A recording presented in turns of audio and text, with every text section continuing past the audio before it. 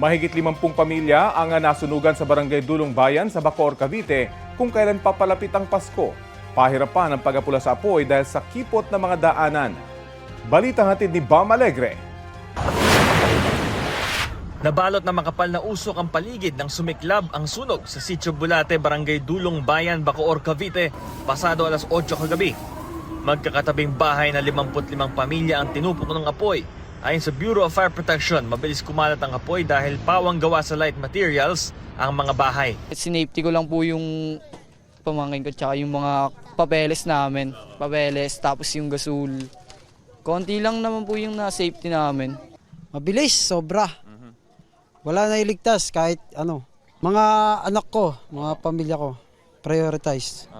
Yun lang naman. Dagdag pa ng BFP, inakyat nila hanggang ikatlong alarma ang sunog. Hindi bababa sa 12 fire truck ang agad rumesponde. Kalaunan, 54 na fire truck ang dumating kabilang ang mga fire volunteer. Number one na challenge natin doon, sir, ay yung kalsada. Talagang makipot. So far, yung mga trucks natin ay nahirapang mag-penetrate doon sa area, gawa ng maliit, tsaka maraming mga nakaharang. At the same time, sad to say, may mga jeep, may mga iba-ibang sasakyan na nandun naka-park along the way. Humigit kumulang 375,000 pesos ang halaga ng pinsala ng sunog ayon sa BFP. Patuloy pa ang investigasyon sa sanhi ng apoy. Pasado alas 9 na makontrol ang sunog at tuluyan itong naapula bago mag alas 10 kagabi. Nang humupa na ang apoy, may mga residenteng bumalik sa kanilang bahay para tingnan kung may maaari pang mapakinabangan na kalakal. Karamihan na may nagpalipas ng gabi sa kalapit na gym ng lokal na pamahalaan. Inasikaso sila ng City Social Welfare Development ng Bacoor. Yung mga tent po naka-ready na rin po. Tapos yung mga pagkain po napadala na din. Bali po nag-start po yung sunog dun sa isang bahay po na malapit sa Jimenez Compound po. Tapos nagdire-diretso na po. Bam Alegre, nagbabalita para sa GMA Integrated News. Isang sama ng panahon ang posibleng mabuo sa loob ng Philippine Area of Responsibility sa Christmas Week. Base sa datos ng Pag-asa, maaaring mabuo ang low pressure area sa silangan ng Mindanao. Unti-unti itong lalapit at makakaapekto sa bansa mula December 19 hanggang 25. Posibleng magpaulan ang LPA sa Caraga Region, Eastern Visayas at Bicol Region. Sa ngayon, hanging amihan at easterlies ang nagdadala ng paminsan-minsang pag-ulan sa ilang bahagi ng bansa. Nakataas ang thunderstorm watch dito sa Metro Manila, Bulacan, Rizal, Laguna at Cavite. Posible ang pag-ulan na may kulog at kidlat hanggang mamayang alas 10 ng gabi.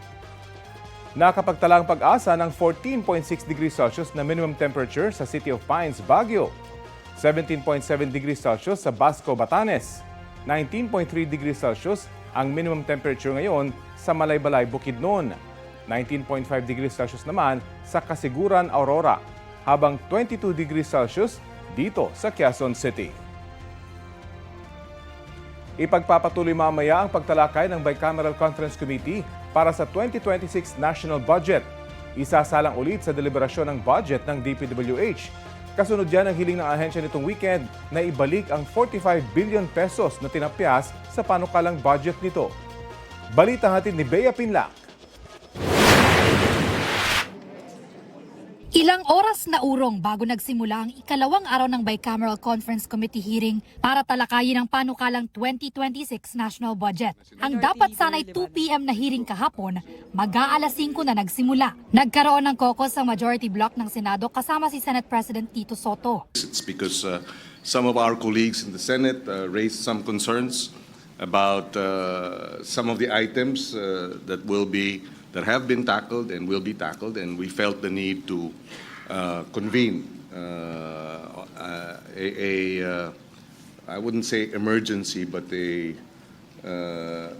meeting to be able to thresh these matters out. Maaga naman dumating ang contingent ng House, pero nagkaroon din sila ng hiwalay na pulong. Lalong naantala ang deliberasyon ng BICAM sa 2026 National Budget kahapon nang magtalo ang mga mambabatas kung pwede bang humarap si DPWH Secretary Vince Dizon, bagay na bihira lamang ginagawa. This is a bicameral conference committee ng Congress and Senate. Wala naman po nakalagay dito na kasama po executive, we have the power to invite. And we are saying that let us listen. We will not agree, we may agree, but the point is that transparency requires that we hear the executive. After all, it's the executive that will implement what we will pass. Giit ng ilang senador, ilang beses nang humarap sa Senado si Dizon at paulit-ulit na itong natanong kung sapat ba ang budget na inilaan ng Senado para sa DPWH. Ang DPWH daw kasi mismo ang nagbawas ng bilyon-bilyong piso sa kanilang panukalang pondo.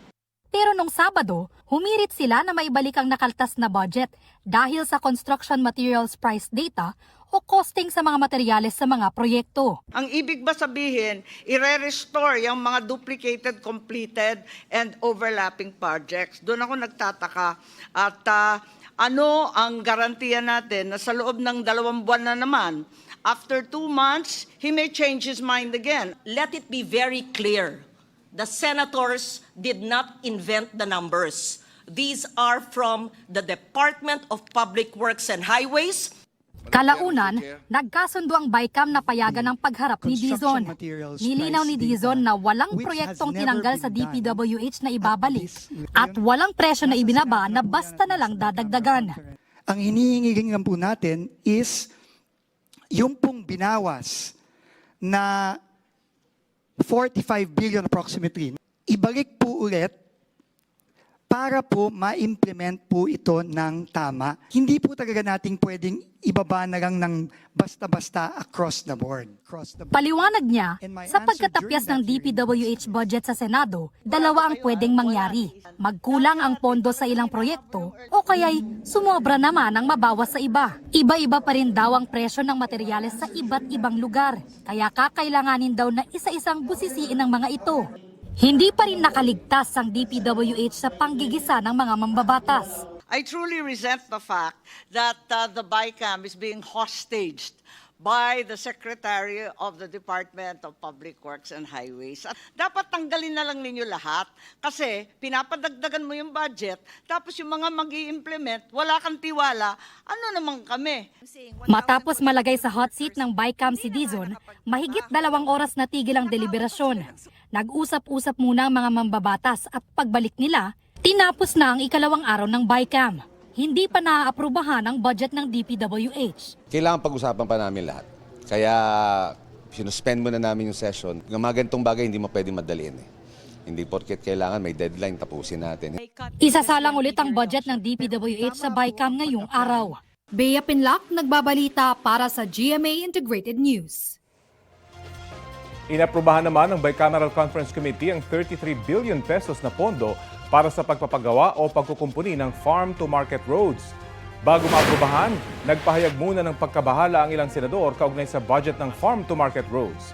Tulad na lang ng pagdoble nito sa 33 billion pesos mula sa orihinal na 16 billion pesos sa 2026 National Expenditure Program. Gayon din ang issue sa transparency at overpricing at ang paglilipat sa Department of Agriculture ng implementasyon nito mula sa Department of Public Works and Highways. Naaprubahan ng pondo kalaunan ng maglatag ng safeguards para sa pondo tulad ng pakikipagpartner ng mga lokal na pamahalaan sa pribadong sektor at pagkakaroon ng transparency portal kung saan makikita ang lokasyon ng farm-to-market roads. Balik normal na ang operasyon sa buong linya ng LRT1 matapos magkaaberya kaninang morning rush hour. Ayon sa Light Rail Manila Corporation, naayos na ang technical fault sa pagitan ng Mia Road at Redemptorist Asiana Station.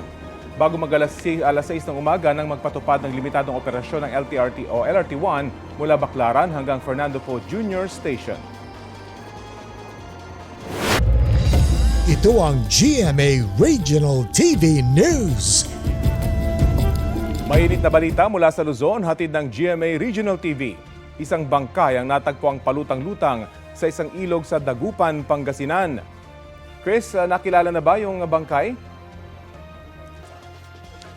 Oo, Rafi, na isa siyang mangingisda na taga-barangay Poblacion Oeste. Ayon sa pulisya, nakipag-inuman pa ang mangingisdang si Rogelio Martinez bago pumalaot.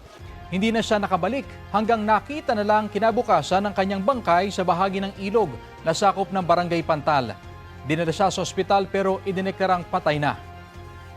Nasunog naman ang isang truck matapos maaksidente sa Antipolo, Rizal. Nagangalit na apoy at maitim na usok ang nasaksihan ng mga motorista sa kahabaan ng Zigzag Road sa Barangay San Jose. Bahagyaring tumukod ang daloy ng trapiko. Base sa salaysay ng pahinante ng truck sa Office of Public Safety and Security, nawala ng preno ang truck. Para maiwasang makaaksidente ng iba pang sasakyan, ibinangga na lamang ng driver ang sasakyan sa isang poste. Dumiretso pa ang truck sa isang kubo at ang mga panindang buko roon. Sugatan ang nagtitinda. Bahagya namang nadamay sa sumiklab na sunog mula sa truck ang isang motorsiklo na nakaparada sa gilid ng kubo. Ayon sa pulisya, nagkaayos na ang mga panig sa pagsasaayos sa nasirang kubo, pati na ang pagbabayad sa mga buko at nasirang motorsiklo.